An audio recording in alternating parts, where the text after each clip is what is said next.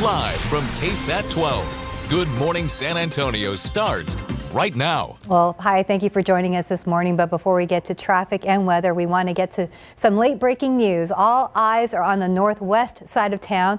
San Antonio police, sheriff's deputies, even deputy constables are searching for a driver involved in a hit and run crash. So the victim is a Bexar County deputy who was directing traffic. Katrina Weber is live at one of the two crime scenes, and right now she is joining us right now. We understand that they have found a big clue at this particular location that she's at. Katrina? That's right. That clue is in the form of a car, the silver SUV here in the middle of the crime scene tape.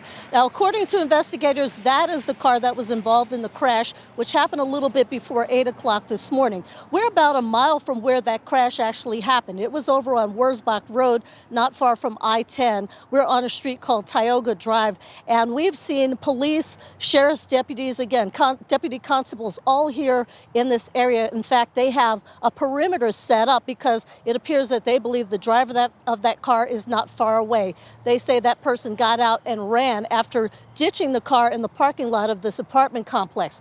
Now, the deputy, we understand, and I have some video to show you from that other scene over on Wurzbach Road, that deputy was directing traffic, doing traffic control in the area when they say that a car hit him and kept going. The deputy, we understand, did sustain some injuries. He was stable as he was taken to a hospital, and we're still waiting for an update on his condition. But again, they had, it seems like every law enforcement officer who was available then converge on this area and search for the car. And again, they have found it here about a mile from the crash scene. Right now, a very active search going on for the driver of that car. We've actually seen the helicopter overhead from San Antonio Police as they continue to search this area for that driver. So if you happen to be in this area and you see a lot of police activity, that is what this is all about. Police, sheriff's deputies, even deputy constables, all looking for the driver who ran down a sheriff's deputy earlier this morning.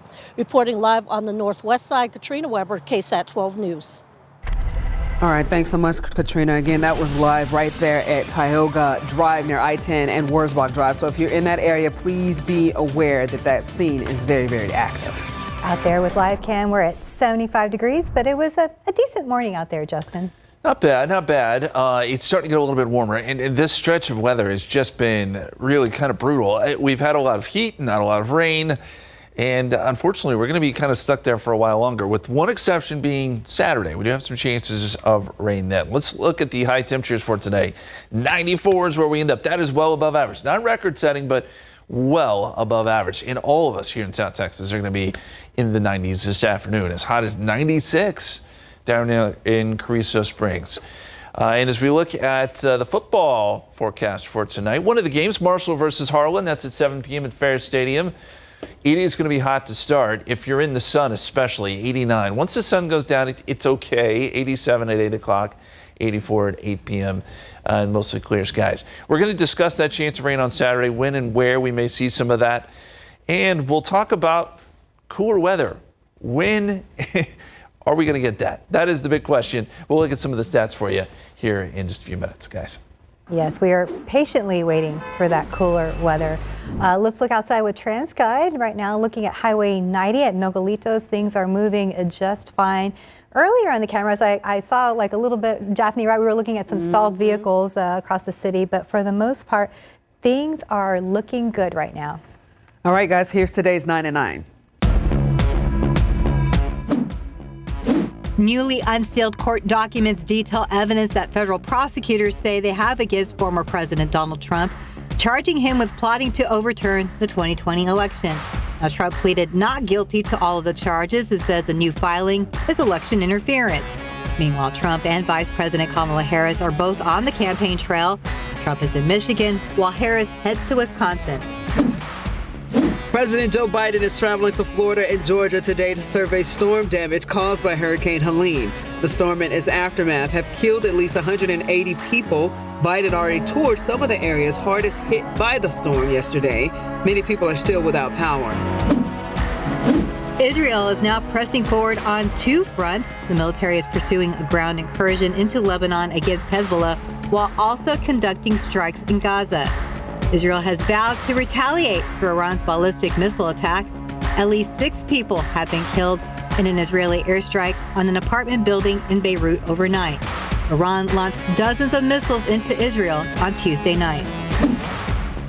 Picket lines at ports are turning into lines out at sea as cargo ships are starting to stack up at the ports shut down by the dock workers' strike along the east and Gulf Coast. Before the strike, there were 3 ships waiting to be unloaded.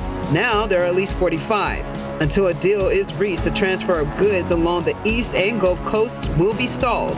Trade experts say that fruits like bananas could be some of the first products affected by the strike.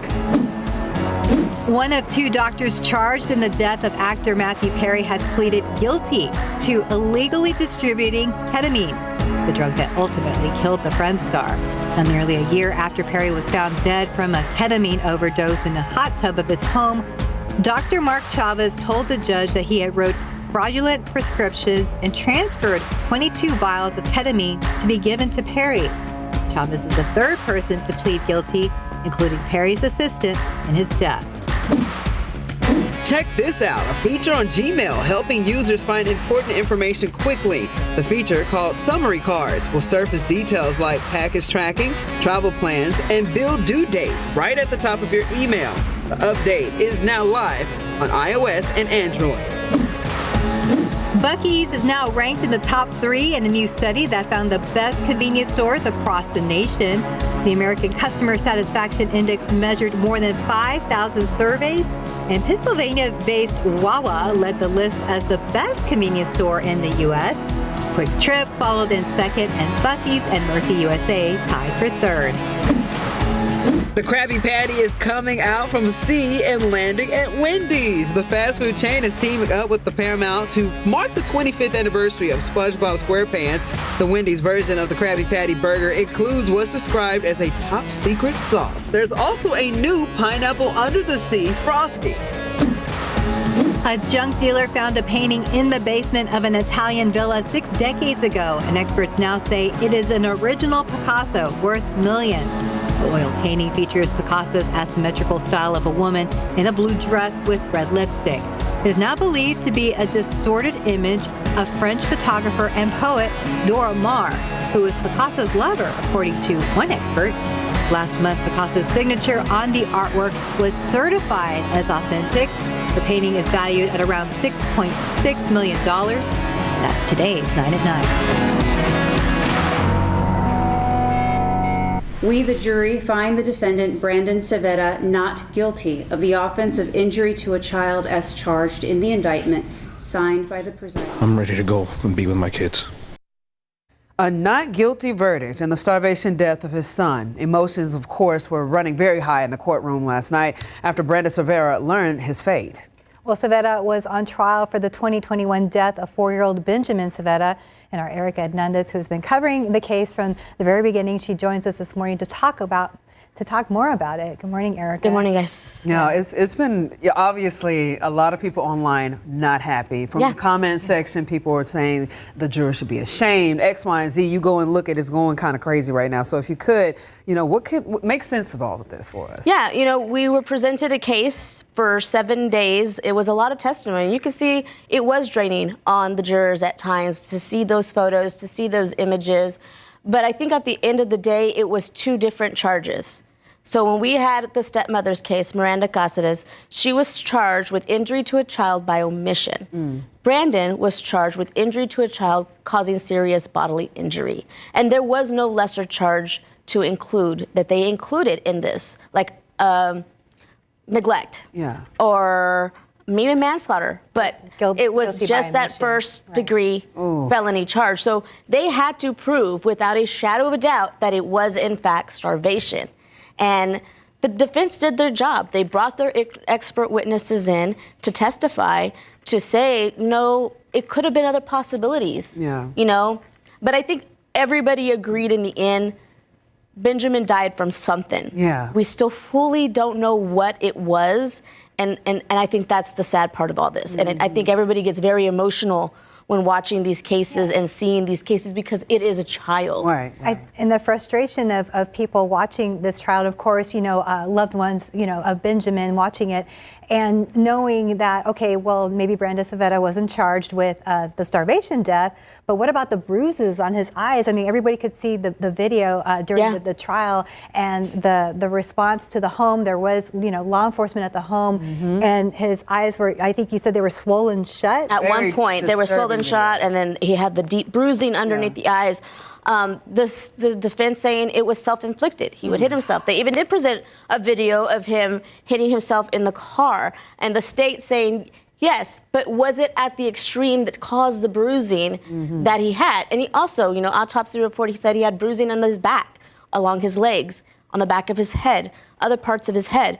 There was bruising, some of it, darker than others, some that had looked that was healing.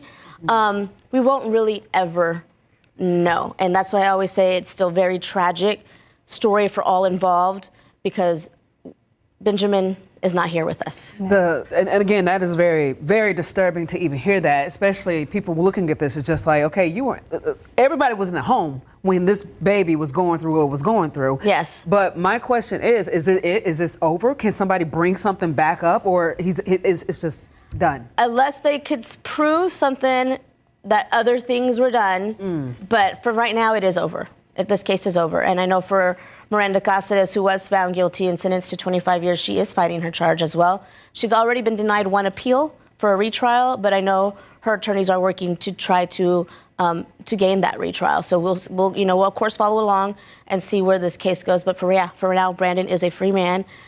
We saw him speak last night to Zaria, who was there when that verdict came in.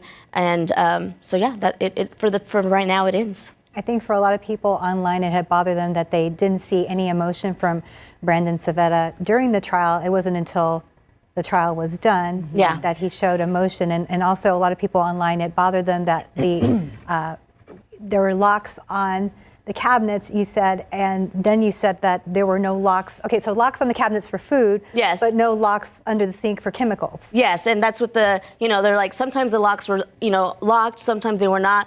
But as the months go on, the types of locks even got bigger or more, like they were doubled locked at some points. And that's what the state said. They said, but you didn't put locks on the cabinet underneath the sink where there was chemicals. Why just the food? So I think we could see that there was something maybe going on in this home, but the fact is this is how he was charged. You got to go back. So, you can blame the jury all we want. They did take time. They were there for almost 7 hours deliberating. They questioned. They wanted to see evidence. They did their job. So we could vilify the jury in the end, but they were only having to do what they were told to do on that charge of the court. The charge of starvation. Yes. And before we go real quick, obviously, you've covered a lot of these cases. You've seen the reactions of different family members and stuff. Would you say that they feel that justice was served in this? I think it's hard for me to say. I think obviously for Brandon's side, they do feel like it was the right decision. I think the saddest part for me in this whole thing, there really wasn't anybody sitting there to advocate for Benji.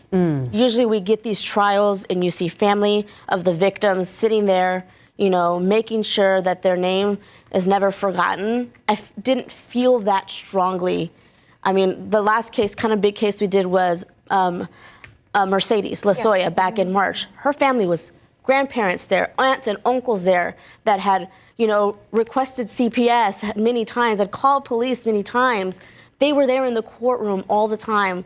There really was never anybody there for Benji. So that personally broke my heart because it's like, who's speaking for Benji? Regardless of what the results were, I think ultimately kind of what I keep on going back to saying, a little boy died and we really won't ever really know what happened.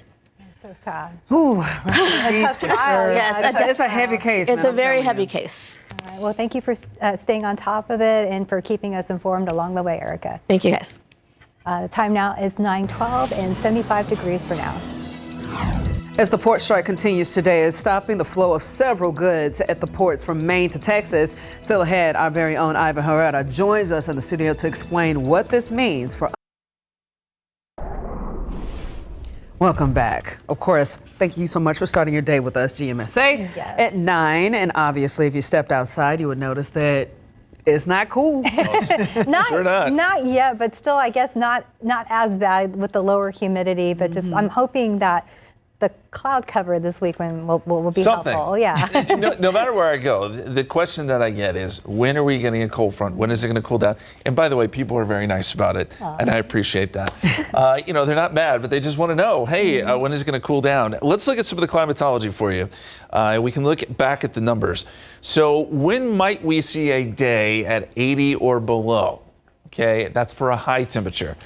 The average is September 17th, if you pour through all the numbers. The latest we've ever seen that occur is October 24th, 2015. Starting to get into that range. We should be seeing days like this. We should be getting cold fronts, and it's not happening. I think we're going to get pretty close to this number because if you look forward in time here, there are still many days ahead of us where I think we will be in the 90s, certainly not below 80.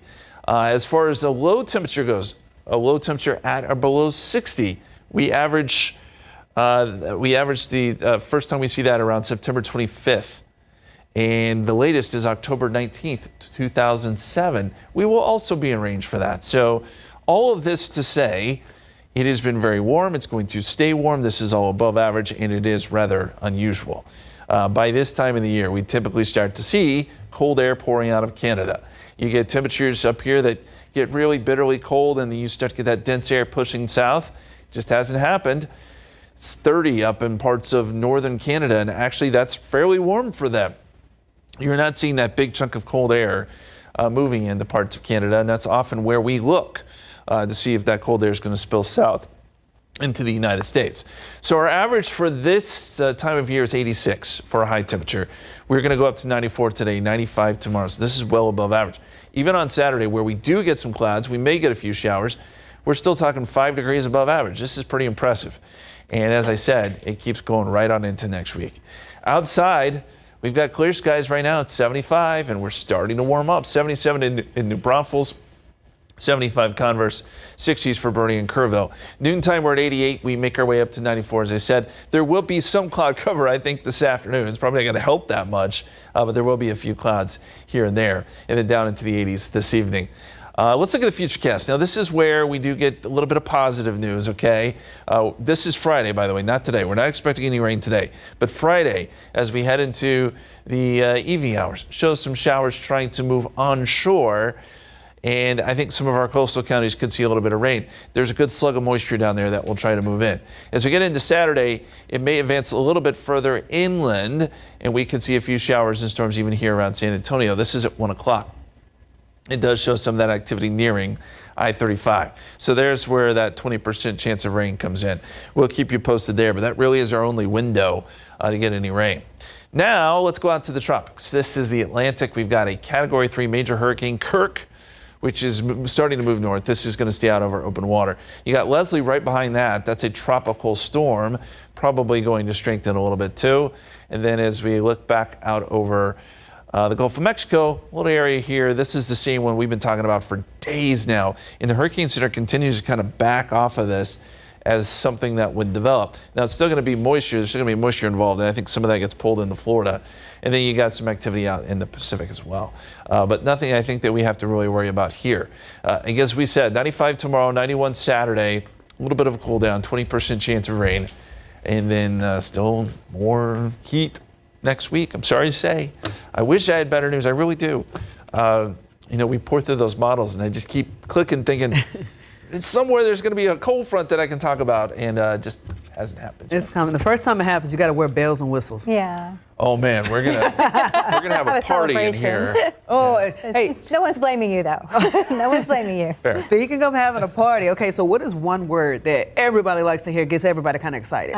Free. What's one word you think about? I love that word. Yeah. What's another one? Free. Ice cream. Okay, ice cream, free, whatever. Check it out. Giveaways is something that gets everybody excited. Oh, that works too. This is true. So Jen and Vienna, they're at Market Square, and they have an incredible giveaway, which might have free stuff to the Austin City Limits Music Festival that you need to hear about. Yeah, we're very excited about it. So please, please, please, please don't keep us waiting. We need to hear about it. What are you thinking? And can we get in on the action? Oh, we're gonna try. We're gonna try to help you guys out. Yeah, I love how Justin said ice cream. Ice cream. That's great, Justin. That would be my son dancer right there. Ice cream. Yes, I love it. Yes. Okay. What you need to know about this giveaway? Well, we have Zan from 96.1 Ride Home. She's your Ride Home host. Welcome. Thank you.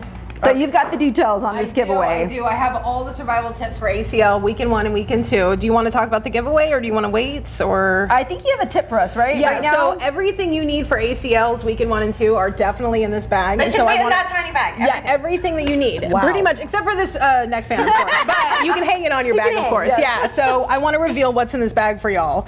I don't. Do you want to do it right now or? Sure. No. No. Okay. Let's wait. Let's wait. Yes. We're waiting. We're waiting on that. Yeah. But the giveaway includes it's the 3-day Yes, so we wristbands? have a chance for you to win weekend 2 3-day ACL wristbands, a pair of them at 961now.com/contest and partner with KSAT. So if you want to go grab those, you can enter now to win those tickets for weekend 2 for ACL. All right, and we have more information coming, so you have to stick around and watch. But look at this. We're getting charcuterie boards. Yes, that's right. Ostentatious Events is here. Wait till you see that. And real quickly, we have some wickedly good wreaths we're going to be showing you how to make. All that and more when SA Live continues a little later on. Welcome back. It is 9:25. Sounds like deja vu right now, but some people are actually starting to panic right now with buying toilet paper, again, as a response to the ongoing port strike affecting the East and Gulf Coast ports. Well, the strike is stopping the flow of several goods at ports from Maine to Texas that come from overseas. And Ivan Adetta is here to explain what we're seeing nationally and even here at home. Good morning, Ivan. Good morning. You all remember during the pandemic when paper towels and hand sanitizer were running a little low? Well, toilet paper was another big one, right? So now some people are stockpiling again because of the port strikes. Now take a look at these pictures from the H-E-B Plus on Bandera and 1604. Yes, they're from yesterday, not 2020. The TP shelves were empty as folks were loading up on TP and water at that location. Now social media reports show that the panic buying is leading to some shortages at stores across the U.S. Here's the thing, that's not necessary in this situation, and here's why. The strike has zero impact on toilet paper supplies. Most of our TP is made right here in the U.S. and shipped from Canada and Mexico by rail and truck, not through these affected ports. So please, no need to panic buy. And we reached out to H-E-B yesterday to see if it was dealing with any issues as a result of the strike. Now, the grocer issued a statement saying that the port strike does not impact most of its products, and it's in a strong position to keep stores stocked. Now, you can read the rest of that story on KSAT.com right now.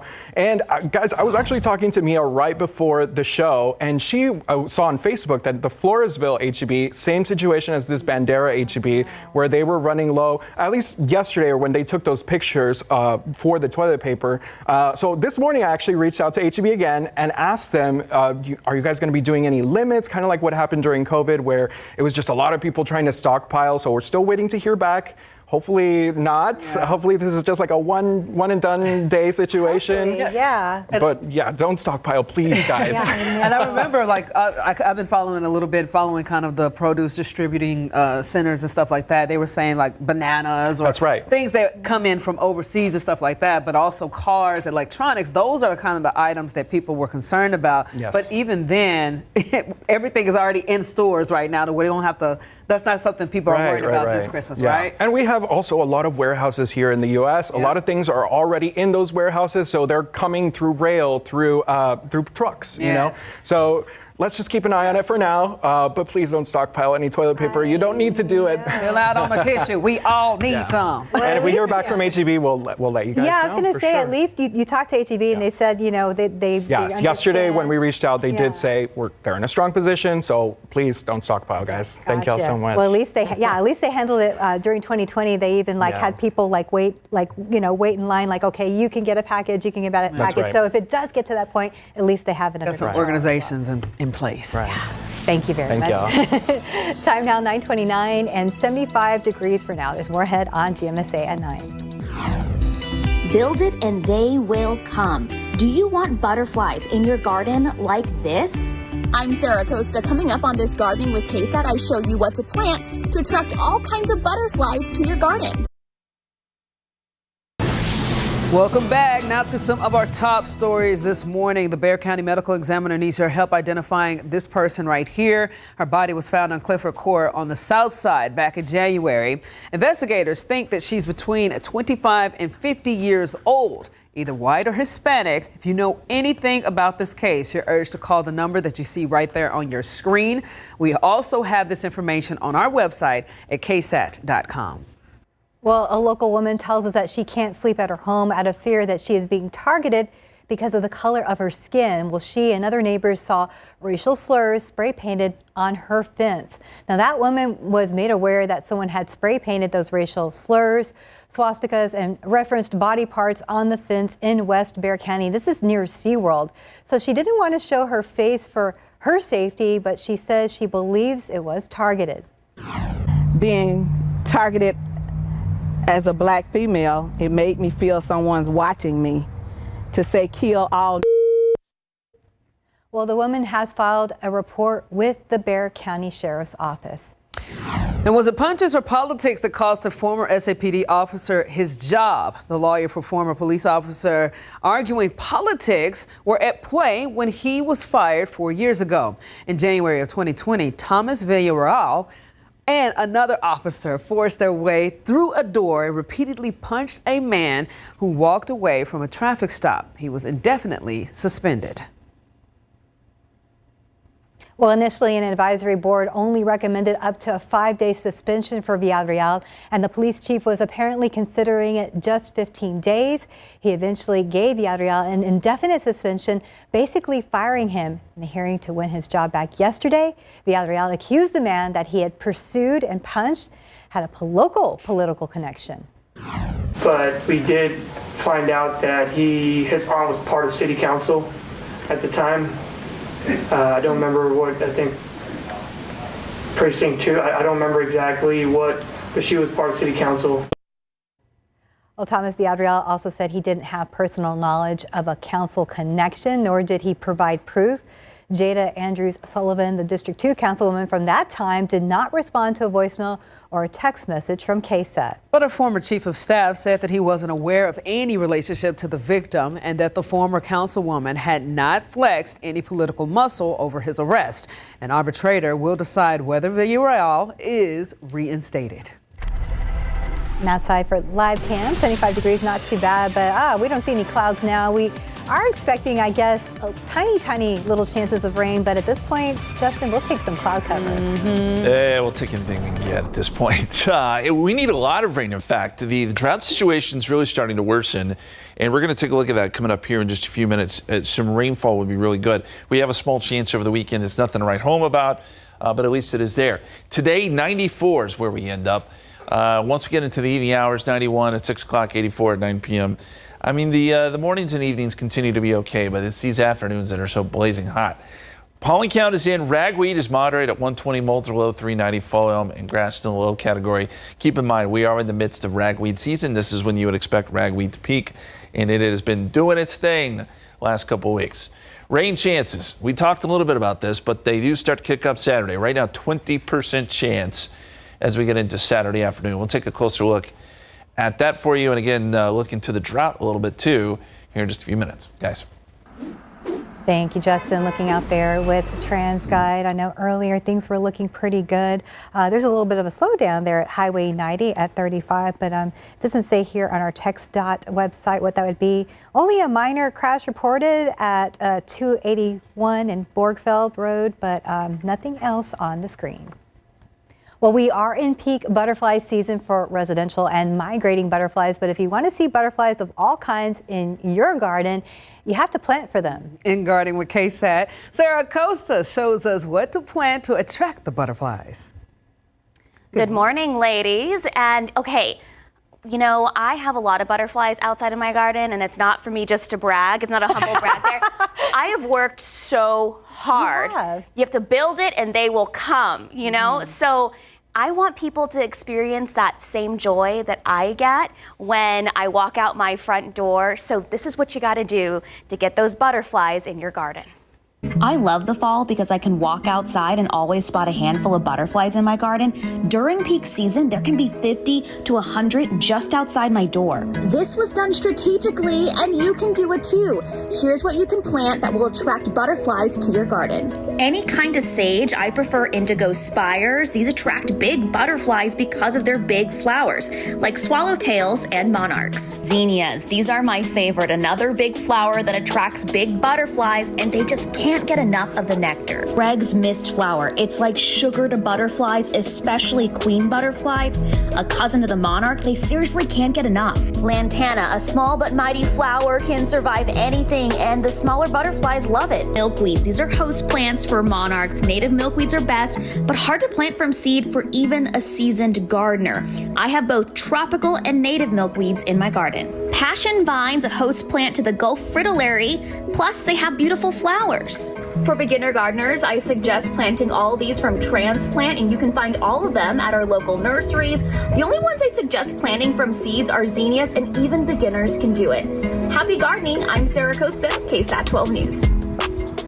You know, one of my favorite projects when I was in kindergarten, they had us all get this little bitty container, and it had a caterpillar, and they were just like, is he's growing? And it gets in the cocoon and all that stuff. Took a little while, but it was so exciting to see it happen. The fact that we got a plant now that can attract it, that's awesome. And that's what kind of got me started. I just stumbled upon several years ago a chrysalis for a monarch in my yard, and then I was like, oh my gosh, I have like 10, 20. And then I became a kindergartner again, and I was like watching them, and then some fell down. I researched like how to like save them with dental floss. It was a whole thing. I went down the rabbit hole. That's awesome. I was a kindergartner, but I love it, and it's such a simple joy, and I love planting for them all types of butterflies, and you're going to see more than just monarchs right now. The migrating monarchs, of course, that are going to Mexico for the winter. You're seeing a lot of queen butterflies, Gulf fritillaries. Like, this is the season. And unfortunately, we see the snout butterflies. Yeah. The ones you were talking about. That's on the car. Yeah. Oopsies, yeah. Yeah, no, and we all do it. It's okay. And Sarah Spivey has got a great article on their migration as well. Well, tell us a little bit. I remember you were working on trying to get more butterflies to your home, like in the spring. How far back did you start working on this to see some results? Oh, I've been doing this for about 6 years now. Wow. But you can start now. This is a dedicated woman, right? If you plant from transplant now, okay, within a month, like, you will see butterflies because they're going to stay here through November at this time. Oh my goodness. So go ahead and get those transplants in now. You'll see them in November, and then you'll see them again in the spring. We have 2 seasons. We have the spring and the fall. I tell you, to say nature is beautiful is an understatement. It's just so cool to see it all unfold. It's healing. Beautiful. It's my therapy. I'm telling people, get outside, get your hands dirty, start planting, and when you see those butterflies, when you see those birds, those pollinators, whatever it is, a praying mantis, you're like, oh my gosh, and then you get hooked. Yeah. I love it. All your hard work paid off. That is awesome. Thank you, Sarah. Thank you, ladies. All right, it is 9:41 right now. We got 75 degrees outside, and of course, you're watching GMSA at 9. We'll be back. Well, welcome back. It is 9:44. Well, the KSAT 12 in Espanol team traveled to Monterrey, Mexico to witness firsthand the passion behind a soccer match with Rayados, who will be in San Antonio in just 9 days. So this match is a prep game for the Clásico Regio coming to San Antonio. Just take a listen to some reactions. ¿Crees que convenga tener un partido así, un clásico regio amistoso y luego un clásico regio que es parte de la jornada de la Liga Mexicana? ¿Qué opinas sobre eso? Creo que los jugadores están hechos para eso, para dar lo máximo en los 2 partidos, y creo que van a dar lo máximo y van a ganar en los 2.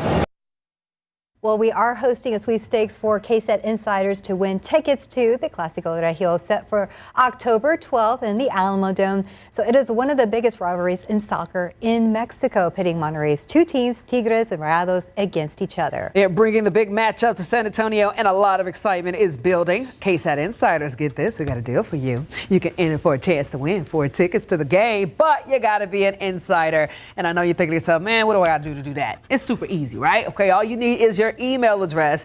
The sweepstakes is now open and runs until October the 9th. Let's look out there with Zoo Cam, Flamingo Cam. There we go. They're getting ready for soccer. Soccer at the zoo. There we go. We got some little dudes over there just like, hey. They're just resting, right? Yeah, I guess. Except from a distance, it looked like they're wearing some black shoes. The flamingo. The flamingos are wearing black shoes. Like it looks like one, but I don't know what those are. They're getting ready for that fall weather. Let's go, man. I tell you. Well, hopefully they'll be able to do that. Maybe when it gets colder, I'm pretty sure you guys have taken. Oh, there you go. Back it up. Hey, with the bats up. I see you. Okay, so when it gets colder, do they act differently, Justin, or have you guys seen them in the cold temperatures? I don't know the answer to that. I think, I mean, as far as like we've been checking and they look the same, but we would have to do They shiver? Can flamingo shiver? I mean, they are a warm-blooded, warm weather animal. Yeah.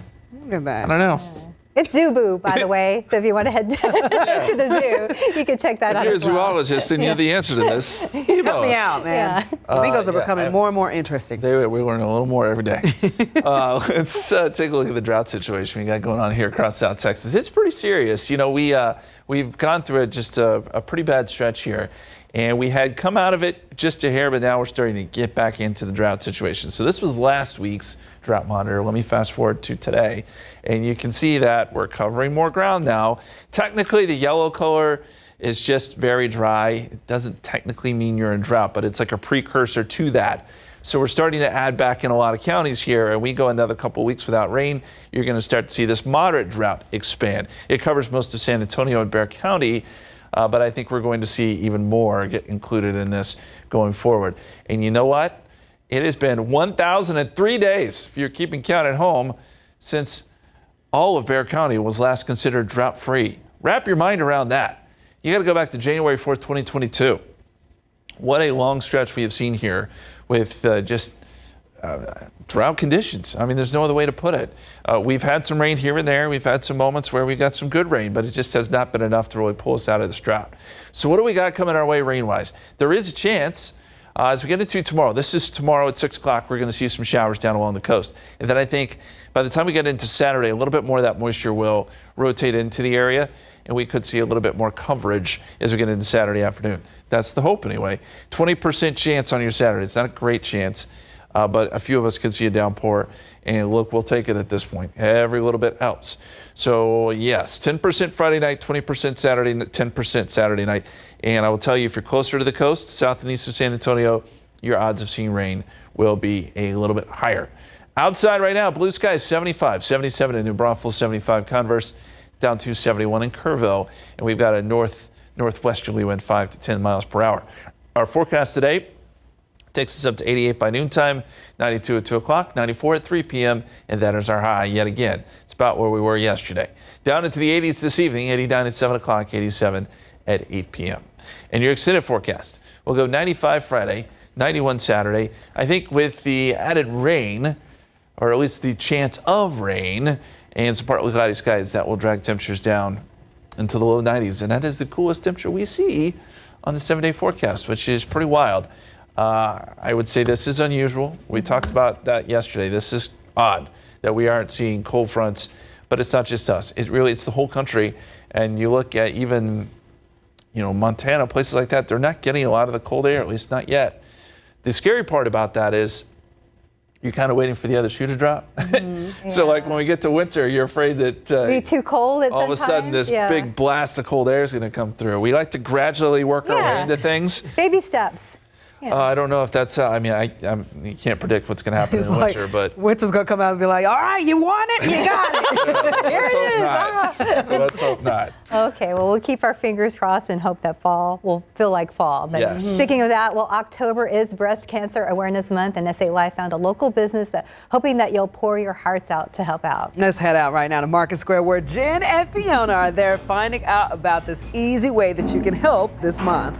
Oh yes, well Swig is famous for its delicious drinks, but now it's getting attention for giving back to people fighting breast cancer. That's right, Jason Arias and Sonia Brewster from Swig are here to tell us about this special campaign. Welcome. Yes, thank you. So, Save the Cups. Tell us all about Save the Cups. Absolutely. So it was started by the founder of Swig, Nicole Tanner. So previous to starting Swig, she herself fought breast cancer. She was a young mom, 37 years old, fighting it. When she was done, miraculously, someone had covered all of her medical bills.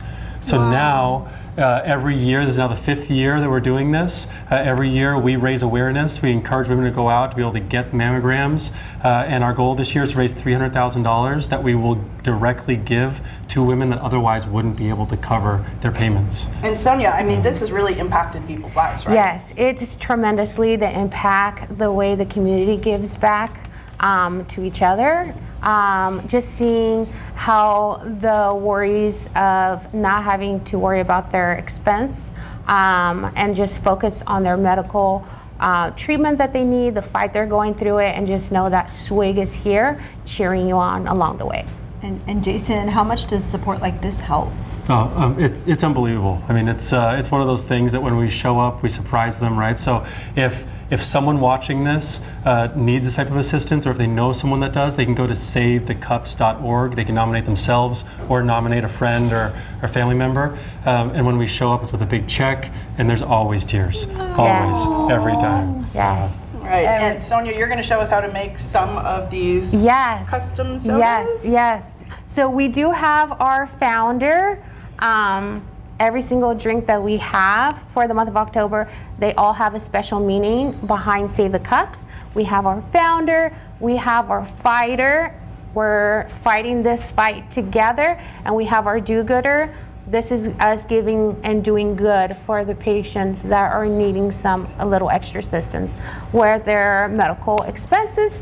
So we're gonna make a founder. Okay. So we're gonna start with sugar-free coconut. So do you want to go ahead and pour that for me? Sure. Here, I'll go here. Perfect. A little bit of fresh lime. And let's not forget about our Diet Coke. We need lots of Diet Coke. So this one's a little lighter then. And for those who have not been to SWIG, obviously you guys take soda up a notch, right? Exactly. We definitely take it to a different level. Just know that it's not just a cup of soda, it's a cup of love and care that we give to everyone. And can people nominate someone or apply for assistance with this campaign? Yes. Absolutely, yes. And so every week, a different donation will go to something else. So we kind of layer it on. So the week number 1, it's these drinks that are being rolled out. Week number 2, we roll out air fresheners. Week number 3, it's these really nice sweatshirts, just like these ones. And then the last week is these really nice pink tumblers that get dropped.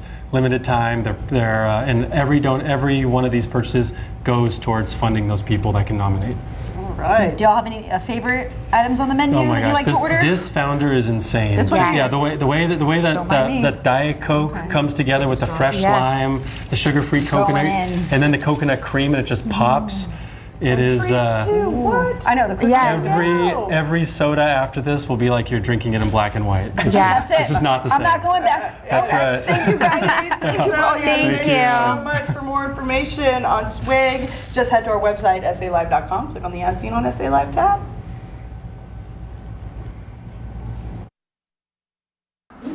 Hey, welcome back. Let's see if there's any problems on the roadways now. It's been looking pretty good all morning for the most part here. Looking at Highway 281 and Encino, Rio, things are moving there, and I'm actually not really seeing anything on the TxDOT website. Good news. And I've been saying this, if you like summer temperatures, we got some great news for you. Or Justin does, making everybody smile.